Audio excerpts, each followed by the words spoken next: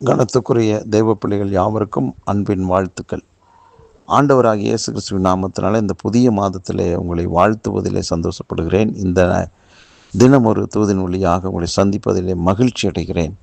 இந்த நாளிலே ஏசாயா தீர்க்கதரிசன புஸ்தகம் 46வது அதிகாரம் 4வது வசனத்தினுடைய ஒரு பகுதி, நான் உங்களை தாங்குவேன், நான் அப்படி செய்து வந்தேன், இனிமேலும் நான் ஏந்துவேன், நான் சுமப்பேன், தப்புவிப்பேன் என்று ஆண்டவர் சொல்லுகிறார். 2026வது வருஷத்தில் 5 மாதங்களும் கர்த்தர் நம்மை தாங்கி வந்ததை, சுமந்து வந்ததை, ஏந்தி வந்ததை, தப்புவித்ததை நாம் பல விதங்களில் அனுபவிச்சிருக்கிறோம்.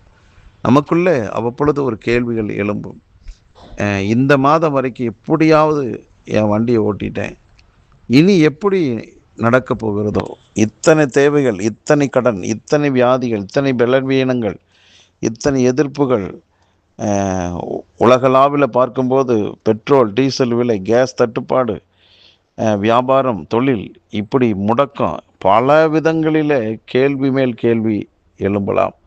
இதுவரைக்கும் எப்படியோ வண்டி ஓடிடுச்சு, இனிமேல் எப்படி என்ற கேள்விக்கு கர்த்தர் கொடுக்கிற பதில் தானே அது நிரந்தரமானது, அதுதானே நடக்கும். ஆகவே இந்த நல்ல மாதத்தில், இந்த 6வது மாதத்தில் கர்த்தர் சொல்கிறாரு, இதுவரைக்கும் ஆண்டவர் தானே உங்களை தாங்கினார், இனிமேலும் ஆண்டவரால் நீங்கள் தாங்கப்படுவீர்கள். ஆம், உங்கள் பொருளாதாரத்தில் அவருடைய கரம் வெளிப்பட்டு அவரால் உங்கள் பொருளாதார நிலை தாங்கும். அப்படியே ஆண்டவர் ஒவ்வொரு நாளும் செய்வார், ஏந்துவார், தப்புவிப்பார். ஆகவே எந்த காலத்திலும் எந்த நேரத்திலும் கர்த்தரால் வந்த அந்த பாதுகாப்பும் அவரால் தாங்குகிற அனுபவமும் இனி வரக்கூடியதான நாட்களில் பார்ப்பீங்க. ஆகவே எல்லா சூழ்நிலையிலும் கர்த்தர் உங்களை தப்புவிப்பார். உலகத்தினுடைய பொருளாதாரம் இப்படி நெருக்கிற போது நான் எப்படி தப்பி பிழைப்பேன்? ஆம், உலகத்தை படைத்தவர் சொல்கிறாரு, நான் உன்னை தப்புவிப்பேன் என்று.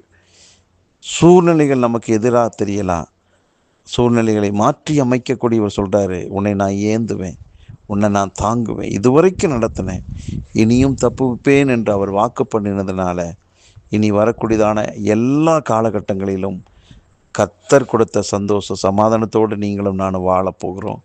நம்பிக்கையோடு காத்திருப்போம். பரலோக பிதாவே, இந்த நல்ல நாளிலே எங்களை இப்படியாக ஏந்தி தாங்கி ஆண்டவரே எங்களை தப்புவிக்கிற நல்ல தெய்வமாக இருக்கிறீர்.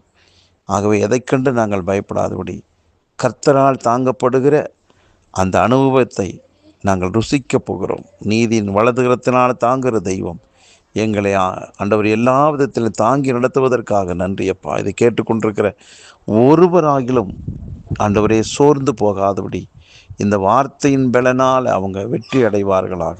சமாதான சந்தோஷம் பழுகி பெருகட்டும், நன்மையும் கிருபையும் தொடரட்டும். ஒவ்வொருவரை வாழ்த்தி ஆசீர்வதிக்கிறேன். இயேசு கிறிஸ்துவின் நாமத்தை ஜெபிக்கிற நல்ல பிதாவே, ஆமேன். அன்பானவர்களே, இந்த மாதம் ஒரு வெற்றியின் மாதமாக அமையட்டும்.